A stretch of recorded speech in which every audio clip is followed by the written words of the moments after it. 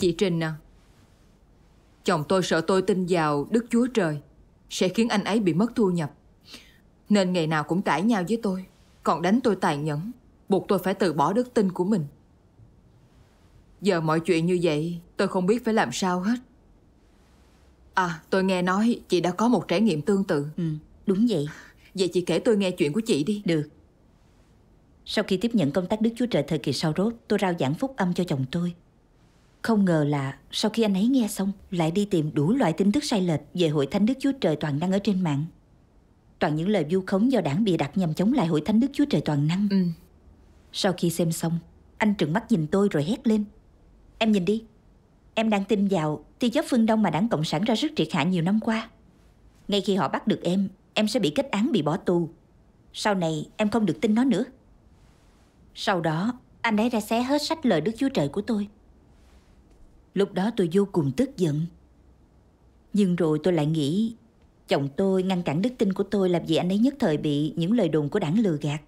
Nhưng sau này anh sẽ hiểu thôi. Nhưng dù có chuyện gì xảy ra, tin Đức Chúa Trời vẫn là con đường đúng. Tôi tuyệt đối sẽ không bao giờ từ bỏ. Phải. Sau đó, chồng tôi ngày nào cũng gọi điện để theo dõi các hoạt động của tôi. Thời gian đó tôi là một sinh viên cao học, nên để tránh bị anh ấy theo dõi, tôi đã tham dự các cuộc họp gần trường, chỉ về nhà vào các ngày cuối tuần. Đến cuối năm 2012, khi đảng Cộng sản phát động chiến dịch đàn áp bắt bớ điên cuồng hơn với Hội Thánh Đức Chúa Trời Toàn Năng. Lúc đó, trên mạng, trên TV và báo chí, khắp nơi đều có những tin đồn lên án và vu khống Hội Thánh Đức Chúa Trời Toàn Năng. Họ đi bắt bớ các tín hữu ở khắp nơi. Phải. Chồng tôi lo sợ nếu như tôi bị bắt sẽ ảnh hưởng tới người thân của anh, nên anh ngày càng hạn chế tôi nhiều hơn. Anh ấy còn buông lời đe dọa tôi, nói là nếu tôi còn tin vào Đức Chúa Trời thì anh sẽ ly hôn. Nghe anh ấy nói vậy khiến tôi cảm thấy rất buồn. Tin vào Đức Chúa Trời ở Trung Quốc không chỉ bị kết án và bỏ tù, mà còn chịu sự bức bách từ gia đình. Mọi thứ đều rất khó khăn. Đúng vậy. Tôi nghĩ nếu như chúng tôi ly hôn thì con gái chúng tôi sẽ ra sao? Đúng vậy. Những ngày sau đó tôi không hứng thú làm bổn phận, trong lòng vô cùng đau khổ. Sau đó, khi một người chị em biết được tình trạng của tôi, chị đã đọc tôi nghe một đoạn lời Đức Chúa Trời. Đoạn lời này đã rất có ích cho tôi. Để tôi đọc nha. Trong mỗi bước công tác mà Đức Chúa Trời thực hiện bên trong con người, nhìn bên ngoài dường như chỉ là những tương tác giữa con người với nhau, như thể được sinh ra từ sự sắp đặt của con người hoặc từ sự can thiệp của con người. Nhưng ẩn ở phía sau mỗi bước công tác và mọi thứ xảy ra là một cuộc đánh cược do Sa-tan đặt ra trước Đức Chúa Trời, và đòi hỏi mọi người phải đứng vững trong chứng ngôn của mình với Ngài. Lấy ví dụ khi Job bị thử luyện, ở phía sau Sa-tan đang đặt cược với Đức Chúa Trời, và điều đã xảy ra với Job là những việc làm của con người và sự can thiệp của con người. Đằng sau mỗi bước công tác mà Đức Chúa Trời thực hiện trong các ngươi là cuộc đánh cược của Sa-tan với Đức Chúa Trời. Đằng sau nó tất cả là một trận chiến. Amen. Amen. Lời Đức Chúa Trời đã giúp tôi hiểu rằng những hoàn cảnh khó khăn này nhìn bề ngoài là do chồng tôi ngăn cấm và bức bách tôi, nhưng thật ra đó chính là sự quấy phá của Sa-tan. Đức Chúa Trời muốn cứu rỗi chúng ta, còn Sa-tan thì gây ra đủ mọi rắc rối cho chúng ta và phá hoại chúng ta, khiến cho chúng ta phản bội Đức Chúa Trời, đánh mất sự cứu rỗi của Ngài, và cuối cùng bị lôi xuống địa ngục với nó. Sa-tan thật quá độc ác và nham hiểm. Mối thông công của chị giúp tôi nhận ra rằng nhìn bên ngoài là chồng tôi bức bách tôi, nhưng ẩn sau đó là các âm mưu của Sa-tan. Sa-tan muốn tôi không thể nào rời bỏ gia đình và con cái để tôi xa cách phản bội Đức Chúa Trời. Kết quả là tôi bị chôn vùi cùng với nó. Đúng vậy. Khi ta hiểu ra được lẽ thật, sẽ phân định được âm mưu của Sa-tan. Lúc đó tôi đã cầu nguyện với Đức Chúa Trời, lạy Đức Chúa Trời vóc dạc con quá nhỏ bé, xin Ngài ban cho con đức tin. Dù cho có phải ly hôn với chồng, con cũng sẽ không phản bội Ngài và không trúng kế của Sa-tan. Amen. Sau khi cầu nguyện xong, trong lòng tôi cảm thấy dễ chịu hơn, tiếp tục truyền bá phúc âm và hoàn thành bổn phận. À, tôi nghe nói là cuối năm đó chị đã bị bắt trong một cuộc nhóm họp. Phải. Lúc đó cảnh sát buộc tội tôi gây rối trật tự xã hội và giam giữ tôi 30 ngày. Trong cuộc thẩm vấn, cảnh sát của Cục An ninh Quốc gia đã đe dọa tôi. Trường của cô đã biết cô bị bắt vì tin vào Đức Chúa Trời. Họ định đuổi học cô. Nhưng mà nếu cô hợp tác với chúng tôi và khai ra hết những gì mình biết, chúng tôi sẽ nói với hiệu trưởng thay cho cô, và cô vẫn có thể tiếp tục đi học. Hãy suy nghĩ cho kỹ đi. Sau khi họ rời đi, tôi đã nhìn vào song sắt lạnh lẽo của nhà tù, cảm thấy cực kỳ đau buồn và khổ sở. Nếu tôi bị đuổi học vì tin Đức Chúa Trời, đó sẽ là vấn đề chính trị, sẽ lưu lại trong học bạ của tôi và hồ sơ cảnh sát. Sau này sẽ không có bệnh viện nào muốn tuyển dụng tôi hết. Vậy giấc mơ thành bác sĩ của tôi khác gì sẽ tan thành mây khói. Tôi chỉ mới 30 tuổi. Việc học, sự nghiệp và tương lai sẽ không còn. Sau này tôi sẽ sống thế nào đây? Sao tôi có thể đối mặt với sự kỳ thị của người thân và sự chế giễu của người ngoài? Trong vài ngày liền, tôi ăn không thấy ngon miệng, ngủ cũng không yên giấc. Đúng vậy. Trong tình huống như vậy, thật khó để chị đưa ra lựa chọn. Trong thời gian đó, ngày nào tôi cũng cầu nguyện với Đức Chúa Trời. Một sáng nọ, tôi thấy mình vô thức ngâm nga một bài thánh ca lời Đức Chúa Trời. 你是一个受造之物，理当敬拜神，追求有意义的人生，追求有意义的人生。你既是一个人，就应该为神花费，忍受一切痛苦，忍受一切痛苦。就你现在受这点苦，你应心里高兴，踏实地接受。活出一个有意义的人生，像约伯一样，像彼得一样。你们这些人是追求正道、追求进取的人，你们在大红龙国家站立起来，是被神称唯一的人，这不是最有意义的人生吗？ Amen. Amen. Khi tôi hát bài thánh ca lời Đức Chúa Trời đó, tôi cảm thấy cực kỳ xúc động. Lúc đó, nước mắt tôi cứ không ngừng tuôn rơi. Tôi vốn chỉ là một loài thọ tạo, tôi nên tin cũng như thờ phượng Đức Chúa Trời. Đó là điều hiển nhiên và đúng đắn. Đúng vậy. Đức Chúa Trời đã định rằng tôi được sinh ra trong một gia đình tin Chúa, để tôi ngay từ nhỏ đã biết về sự tồn tại của Đức Chúa Trời. Trong thời kỳ sau rốt, Đức Chúa Trời đã chọn tôi và cho phép tôi nghe tiếng Chúa và tiếp nhận Ngài. Ngài cho phép tôi nhận được sự giăng tưới cung ứng của lời Ngài, chấp nhận sự phán xét và làm tinh sạch để nhận được sự cứu rỗi của Ngài. Đây là một phước lành tuyệt vời. Đúng vậy. Tôi nghĩ đến nhiều người đã đi theo Đức Chúa Trời qua nhiều thời đại. Chỉ để có thể truyền bá phúc âm, họ đã chịu sự bách hại và gian khổ. Nhiều người thậm chí còn hy sinh cả mạng sống. Họ đều tạo ra lời chứng đẹp đẽ vang dội cho Đức Chúa Trời. Điều đó đã truyền cảm hứng cho tôi. Tôi chợt nghĩ, nếu tôi từ bỏ việc tin vào Đức Chúa Trời để bảo vệ tư lợi và tương lai, vậy thì tôi còn có lương tâm không? Có đáng được gọi là con người không? Suy nghĩ đó đã tiếp thêm cho tôi sức mạnh. Và tôi đã thề rằng bất kể tôi có bị nhà trường đuổi học hay không, hay số phận và tương lai của tôi có ra sao, dù người xung quanh chối bỏ hay vu khống tôi thế nào, tôi cũng không phản bội Đức Chúa Trời. Tôi sẽ đứng vững làm chứng cho Ngài. Amen. Vậy là trong buổi thẩm vấn cuối cùng, tôi rất bình tĩnh nói với cảnh sát, nếu như nhà trường đuổi học tôi chỉ muốn yêu cầu các người kêu chồng tôi đến trường dọn đồ giùm tôi. Cảnh sát thấy tôi quyết tâm như vậy đành bỏ đi. Nhìn họ rất là thất vọng. Tạ ơn Đức Chúa Trời. Amen. Tôi đã vô cùng cảm tạ Đức Chúa Trời. Thiệt tình. Vậy là chồng chị đã ngăn cản chị tin Đức Chúa Trời. Vậy sau khi chị bị bắt, hẳn là chồng chị còn ngăn cản và hạn chế chị hơn nữa. Đúng vậy. Sau khi tôi được thả và được về nhà, chồng tôi đã giận dữ nói: cảnh sát đã nói rằng nếu em bị bắt lần nữa vì tin Đức Chúa Trời thì em không chỉ bị tạm giam 1 tháng thôi đâu, mà chuyện này sẽ ảnh hưởng đến anh và con mình nữa. Con gái của mình sẽ không thể vào đại học, có được việc làm tử tế hay là được làm công chức. Em không hiểu hay sao? Vì em bị bắt do tin Đức Chúa Trời mà anh cũng phải chịu khổ cả tháng đó. Em có biết anh đã khóc bao nhiêu lần và suýt nữa còn bị tông xe hay không?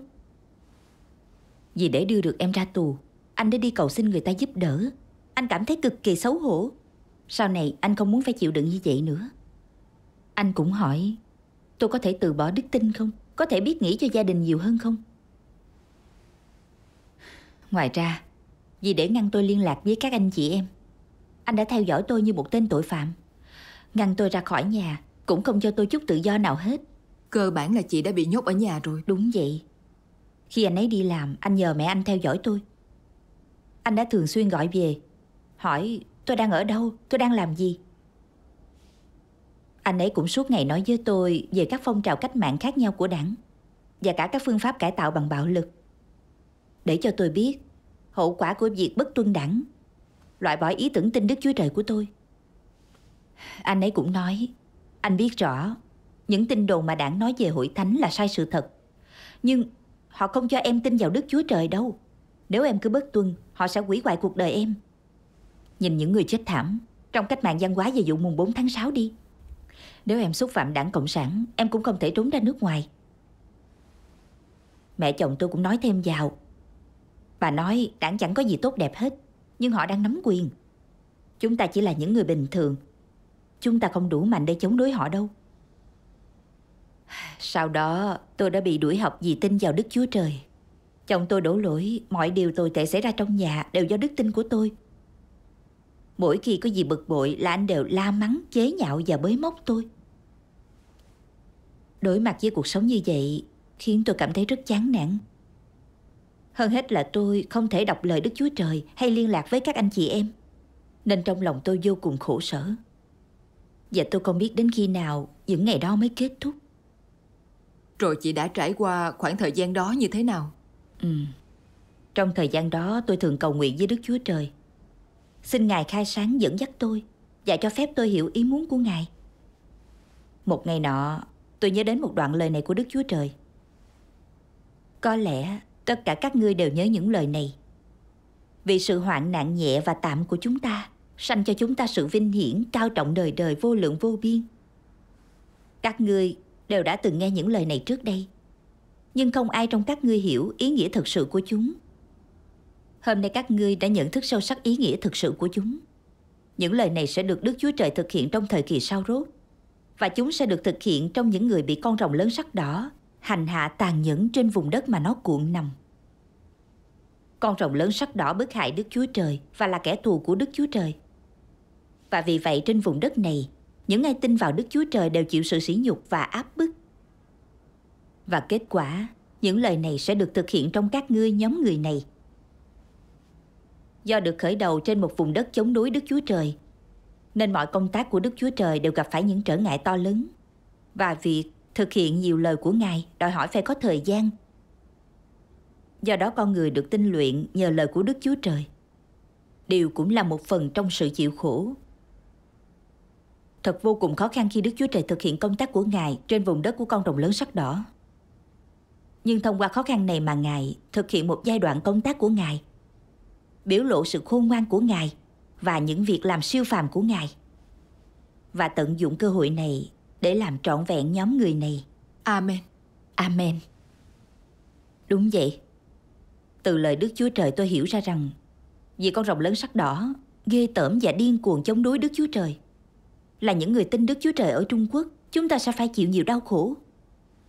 Nhưng nỗi đau này là điều có ý nghĩa. Đức Chúa Trời dùng loại đau khổ và hoạn nạn này để hoàn thiện đức tin của chúng ta và ban cho chúng ta sự phân định. Tôi đã nghĩ chỉ vì tin Đức Chúa Trời mà Trung Cộng đã giam tôi vào tù, còn buộc nhà trường đuổi học tôi, lấy công việc và tương lai của gia đình tôi để đe dọa tôi, buộc tôi phải từ bỏ con đường thật. Đảng Cộng sản thực sự quá tà ác. Phải. Còn chồng tôi dùng đủ mọi cách ngăn cản tôi tin vào Đức Chúa Trời. vì anh tin lời dối trá và đồn đại của đảng, sợ phương pháp bạo lực của họ. Việc tự mình trải nghiệm sự bách hại của Trung Cộng cho tôi thấy được bản chất ma quỷ của Trung Cộng là độc ác và căm ghét lẽ thật. Tôi tự nghĩ Trung Cộng càng bức hại tôi sẽ càng chối bỏ nó, từ bỏ nó, đi theo Đức Chúa Trời đến cùng. Amen. Amen. Mặc dù tôi không thể đọc lời Đức Chúa Trời hay liên lạc với các anh chị em, nhưng tôi tin Ngài rất thành tín, tin chắc Ngài sẽ mở ra cho tôi một con đường. Phải. Nè, rồi làm sao chị liên lạc được với Hội Thánh? Khoảng 10 tháng sau, tôi cũng tìm được cơ hội liên lạc với Hội Thánh. Thật là tuyệt vời. Khi cuối cùng cũng lại được đọc lời Đức Chúa Trời, trong lòng tôi cảm thấy rất là phấn khích, và càng cảm thấy sự quý giá của lời Đức Chúa Trời. Càng đọc, tôi càng cảm thấy sâu sắc và được tiếp thêm sinh lực. Tạ ơn Đức Chúa Trời. Vài tháng sau, vào một ngày nọ, chồng tôi phát hiện cuốn nhật ký thờ phượng mà tôi để ở trong phòng. Khi anh biết là tôi vẫn còn đức tin, anh đã rất tức giận và đấm tôi ngã ra sàn nhà. Sau đó đấm thêm vào đầu của tôi, ít nhất cũng phải 20 cái nữa. Lúc đó tôi đã bị choáng váng và mê man. Đầu tôi sưng lên một cục u chắc to cỡ trứng chim bồ câu. Tôi vẫn còn nhớ vẻ mặt hung dữ lạnh lùng trên mặt anh. Và con gái 6 tuổi của tôi sợ tới mức bắt đầu khóc. Ba không được đánh mẹ, ba không được đánh mẹ. Anh túm lấy cổ áo tôi, vừa ném tôi ra khỏi cửa nhà, vừa giận dữ nói với tôi: nếu cô còn tin Đức Chúa Trời thì mau cút ra khỏi nhà này cho tôi. Thấy chồng thay đổi tàn nhẫn và vô tình như vậy, không quan tâm đến bao năm chúng tôi chung sống bên nhau, tôi cảm thấy tim mình tan nát. Điều không thể chịu nổi nhất là thấy con gái tôi sợ hãi trước tính khí bạo lực của anh ấy. Ngay khi thấy anh ấy bước đến gần bên tôi, nó tưởng anh sẽ đánh tôi, nên nó chạy đến trước mặt tôi, giang đôi tay nhỏ bé của mình ra bảo vệ tôi. Con bé còn nói: ba tránh xa mẹ ra đi. Có đôi khi tôi đang ở trên lầu, ngay khi chồng tôi vừa đến gần cầu thang, con gái tôi liền hét lên không cho anh ấy lên lầu. Mỗi lần thấy gương mặt đầy lo lắng và sợ hãi của con gái, sợ nó tổn thương tâm lý khi phải đối mặt bạo lực gia đình ở tuổi quá nhỏ như vậy, khiến tôi cảm thấy như bị dao cứa sâu vào tim, càng căm hận con rồng lớn sắc đỏ hơn. Tất cả mọi tai họa đều do sự bách hại của Đảng Cộng sản mà ra. Đúng. Một ngày nọ, khi chồng tôi đi làm về, anh ấy lấy điện thoại ra, giận dữ nói với tôi: cô nhìn đi, Đảng Cộng sản lại bắt giữ quá nhiều người rồi. Cô vẫn muốn tin à? Cô muốn chết hay sao? Cô tin Đức Chúa Trời cũng được, nhưng đừng làm liên lụy cha con tôi. Nếu cô lại bị bắt, chúng ta sẽ không thể sống được. Nếu tôi biết cô chọn con đường tin vào Đức Chúa Trời, tôi đã không bao giờ cưới cô rồi. Những điều chồng tôi nói khiến tôi vô cùng tổn thương. Tôi chợt nhớ lại khoảng thời gian trước đó, cách mà anh ấy nhốt giam tôi, còn hơn cả một tội nhân, chỉ vì tôi tin vào Đức Chúa Trời. Việc anh thường xuyên đánh tôi đã làm tổn thương con gái nhỏ của tôi, khiến tôi nhận ra tôi không thể nào thỏa hiệp thêm được nữa. Cho nên tôi đã đồng ý với yêu cầu ly hôn của chồng. Vậy là sau đó anh chị đã ly hôn hả? Không có. Thấy tôi kiên quyết với đức tin, anh đã nhờ anh trai tôi thuyết phục tôi. Anh trai tôi vẫn luôn yêu thương tôi, hơn nữa anh còn luôn tự hào về tôi.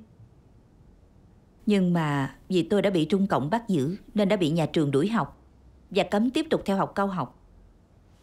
Sau đó nếu như tôi ly hôn, nhà tôi sẽ hoàn toàn trở thành trò cười của cả làng. Anh trai tôi sẽ vô cùng thất vọng.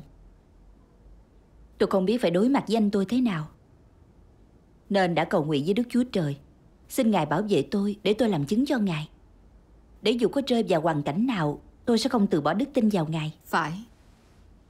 Sau đó tôi nhớ đến một đoạn lời của Đức Chúa Trời. Ngươi phải sở hữu sự can đảm của ta trong ngươi, phải có nguyên tắc khi đối mặt với người thân không tin Đức Chúa Trời. Tuy nhiên vì lợi ích của ta, ngươi không được chịu thua bất kỳ thế lực bóng tối nào. Dựa vào sự khôn ngoan của ta để đi con đường hoàn thiện, đừng để âm mưu của Satan được thực hiện. Đúng vậy, Đức Chúa Trời đã tạo dựng nhân loại, tin và đi theo Ngài là lẽ tự nhiên và đúng đắn. Chính xác. Ta phải vững tâm với sự lựa chọn con đường của riêng mình, không được để Satan lừa gạt, không để những người thân cận nhất can thiệp vào đức tin. Trước mặt anh tôi, chồng tôi đổ lỗi rằng mọi chuyện đều do đức tin của tôi. Thấy tôi tỏ ra bình thản, chồng tôi giơ tay lên định đánh tôi, nhưng anh tôi đã ngăn anh ấy lại. Anh tôi bình tĩnh nói với tôi: "Em đã trưởng thành rồi, em có thể tự quyết định về cuộc đời em. Nhưng mà em cần phải nghĩ xem, nếu em ly hôn con em sẽ làm sao? Nếu em nhìn vào những gì đã xảy ra với con gái của anh, em sẽ biết được chuyện gì sắp xảy ra với con gái của em." Lời của anh trai tôi khiến tôi buồn một thời gian. Vì tôi nghĩ đến chuyện sau khi anh tôi ly hôn, con gái anh ấy thường bị những người xung quanh nó chế giễu và coi thường. Một đứa trẻ không có mẹ quả thật rất đáng thương. Tôi đã nghĩ, nếu như tôi ly hôn, chẳng phải con gái tôi cũng sẽ là đứa trẻ không có mẹ sao? Chẳng phải con tôi sẽ bị giáo viên và bạn bè phân biệt đối xử và chế giễu sao? Không có tôi ở bên cạnh, nếu sống với một người cha và ông bà nội không có đức tin, nó có thể đi trên con đường tin Đức Chúa Trời không? Nhìn thấy con còn quá nhỏ, tôi cảm thấy không chịu nổi khi phải xa con bé. Đúng. Tôi thật sự rất đau khổ trong khoảng thời gian đó. Tôi đã cầu nguyện với Đức Chúa Trời: "Đức Chúa Trời ơi, con không thể bỏ con gái con được. Con luôn cảm thấy buồn khi nghĩ về tương lai của nó. Xin Ngài khai sáng con, dẫn dắt con và che chở lòng con." Tôi đã đọc được 2 đoạn lời Đức Chúa Trời, và nhờ đó tôi đã tìm được con đường để thực hành. Chúng ta cùng đọc đoạn lời này nhé. Được đó.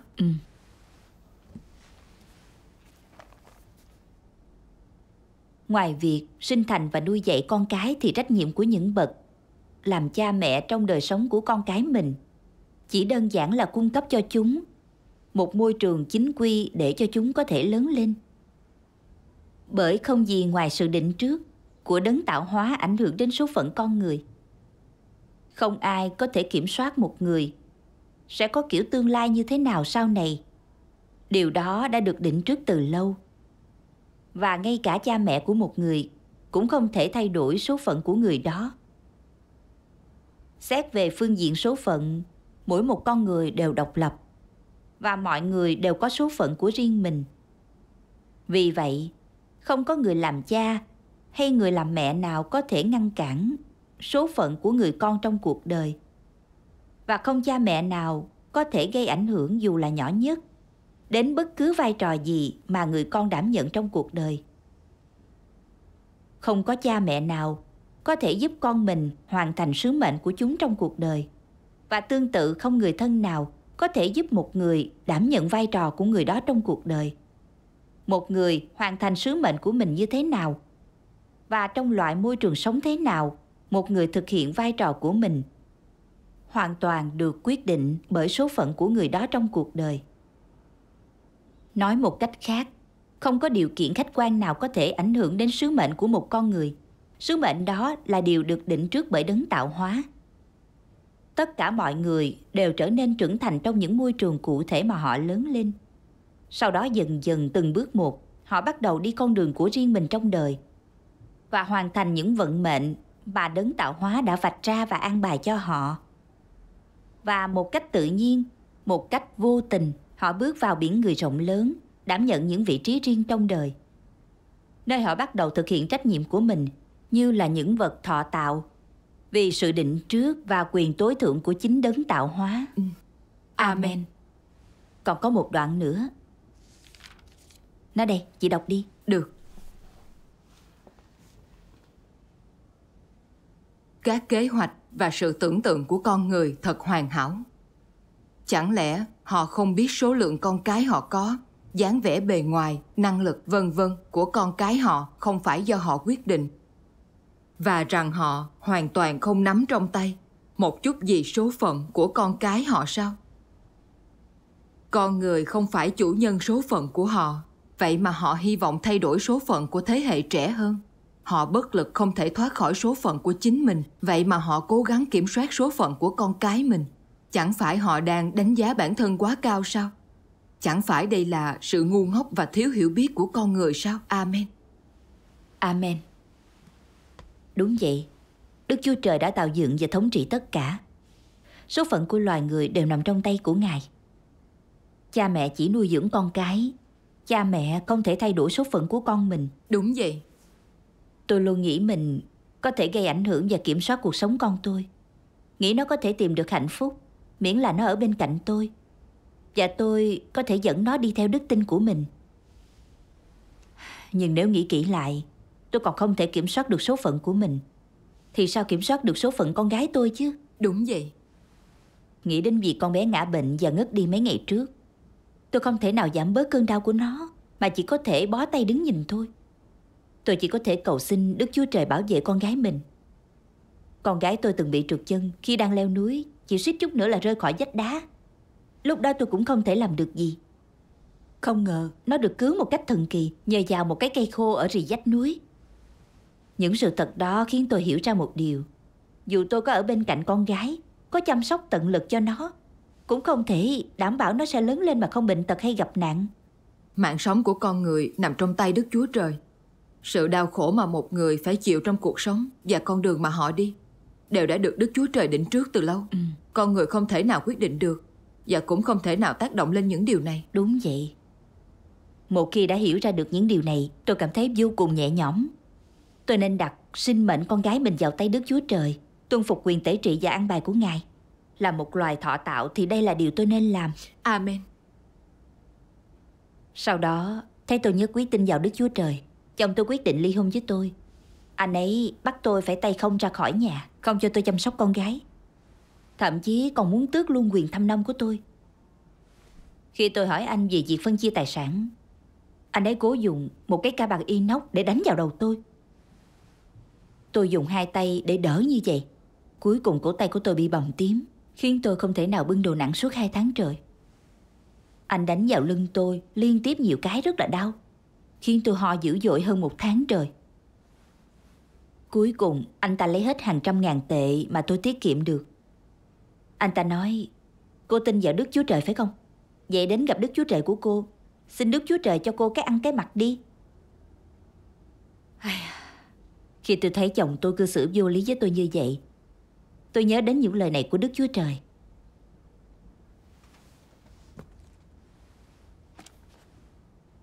Nếu một người trở nên tức điên lên và nổi cơn thịnh nộ khi Đức Chúa Trời được nhắc đến, họ đã thấy Đức Chúa Trời chưa? Họ có biết Đức Chúa Trời là ai không? Họ không biết Đức Chúa Trời là ai, cũng không tin vào Ngài. Và Đức Chúa Trời chưa phán với họ, Ngài chưa bao giờ làm phiền họ. Vậy thì tại sao họ lại tức giận? Chúng ta có thể nói rằng người này xấu xa không? Các xu hướng của trần thế, ăn, uống, hưởng lạc và theo đuổi người nổi tiếng, không thứ gì làm phiền một con người như vậy. Nhưng ngay khi đề cập đến từ Đức Chúa Trời, hoặc là ngay khi nhắc đến lẽ thật lời Đức Chúa Trời, họ nổi cơn thịnh nộ. Chẳng phải đó được xem là có bản tính xấu xa sao? Điều này đủ để chứng minh rằng đây là bản tính xấu xa của con người. Amen. Amen. Điều mà lời Đức Chúa Trời tỏ lộ cho phép tôi thấy rõ bản tính tà ác chống đối Đức Chúa Trời của chồng tôi. Nghĩ lại trước kia, khi chồng tôi biết tôi tin vào Đức Chúa Trời toàn năng, anh tỏ ra cực kỳ thù địch, thậm chí còn xé rách lời Đức Chúa Trời của tôi. Sau đó anh đã cố ngăn tôi tin vào Đức Chúa Trời, và còn yêu cầu tôi ly hôn. Sau khi tôi bị bắt và được thả, anh ấy đã đối xử với tôi như là một tù nhân, không cho tôi chút tự do nào, lại còn thường hay đánh đập tôi rất tàn nhẫn. Thậm chí thỉnh thoảng dường như anh còn muốn giết tôi. Khi chúng tôi ly hôn, anh ta đã lấy hết tài sản của tôi. Anh ta đẩy tôi vào đường cùng, không thể sống cuộc sống của mình. Mục đích của anh ta là khiến tôi phản bội Đức Chúa Trời. Giờ đây tôi đã thấy rõ bản tính và bản chất của chồng tôi. Anh ta chỉ là một con quỷ căm ghét và chống đối Đức Chúa Trời. Sống với một người giống như là anh ta, chúng tôi sẽ không có điểm chung, tôi sẽ không có tự do. Tôi sẽ bị đánh đập và kiểm soát. Tôi nghĩ thầm, một mái ấm mà như vậy sao? Chẳng có gì ngoài xiềng xích cả. Đó là địa ngục. Đúng vậy. Sống với một con quỷ xấu xa giống như vậy chỉ mang lại sự đau khổ thôi. Và ly hôn chính là một lối thoát cho chị. Chị nói rất là đúng. Sau khi ly hôn, tôi không còn bị chồng mình cản trở và kiểm soát nữa. Tôi có thể đi họp và đọc lời Đức Chúa Trời. Hơn nữa, tôi nhanh chóng đảm nhận các bổn phận trong hội thánh. Trong lòng tôi cảm thấy cực kỳ nhẹ nhõm cũng như thoải mái. Và cảm tạ Đức Chúa Trời vì đã cứu rỗi tôi. Tạ ơn Đức Chúa Trời. Sau khi nghe chị thông công, tôi đã có một con đường để thực hành. Tạ ơn. Đức Chúa Trời.